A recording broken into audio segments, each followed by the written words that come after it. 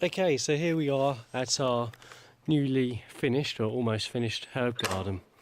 So basically we've got a couple of beds of herbs in this area, so a few different bits and pieces in here which have just been planted. We've got some cat mint over there and some curry plants, and then a few pots about, and then another nice big herb bed over this side. So the idea is that we'll actually use these herbs for scent enrichment for the cats and maybe some of the other animals about as well. So we actually get children to come into this area, and using bits of hessian they would take some of these herbs and rub them inside the hessian sacks, and then actually put them inside some of the small cat enclosures, which has been working quite nicely up until now. Now this does actually double as an enrichment area as well, so you can see we've got a couple of bits and pieces up here. So this is our tiger feeder, which we've used on our lions and our tigers here. So we've got the garage door spring inside that metal tube which is attached up on the pole and the carabiner, but in order for children to come and have a go on this, basically we've got a rope which the kids can then get hold of these knots each and give it a tug and just see how strong the cats are. Obviously normally we'd have food attached to this, but children probably won't appreciate that too much.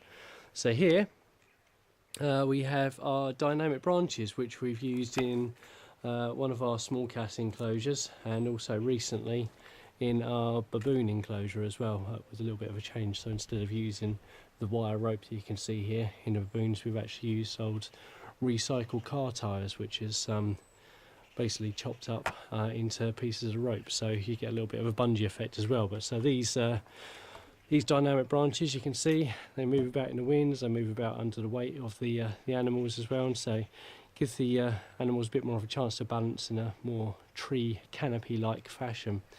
And then finally on the enrichment side, this is what we'd actually use on our cheetah.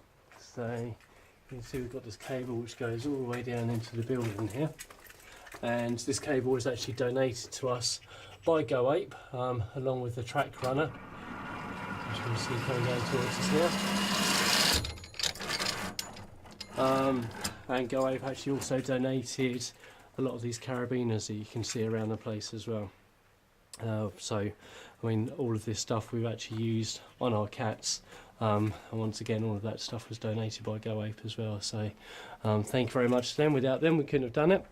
And then finally, inside this hut area here, this is where we actually do the workshops. So hopefully we can have a few nice benches in this area, and we can actually get the children in here to actually do the making of the scent sacks, and maybe do little talks as well. On the wall just here we've got a white screen, so we can use a projector to sort of play videos of the animals using the different enrichment, and obviously of the herbs as well. And then finally along this wall here you see these lovely murals which we actually had a couple of guys from a local college come in and do for us, so once again thank you very much to them. So yeah, that's pretty much it then. That's our herb garden finally finished. Obviously our sheds, where at the moment it's full of junk and building materials, but will be for the gardening stuff, and our lovely plant which is growing up the side of it. And down the back we will be recycling our own water in order to use on the herbs, so this is going to have guttering off the back of the building along here, which will then come down into these great big tubs, which we can then run a hose pipe off to actually water the plants that we've got around here. So yeah, there we go. So herb beds, plant pots, more herb beds, all the enrichment, and the wonderful shelter.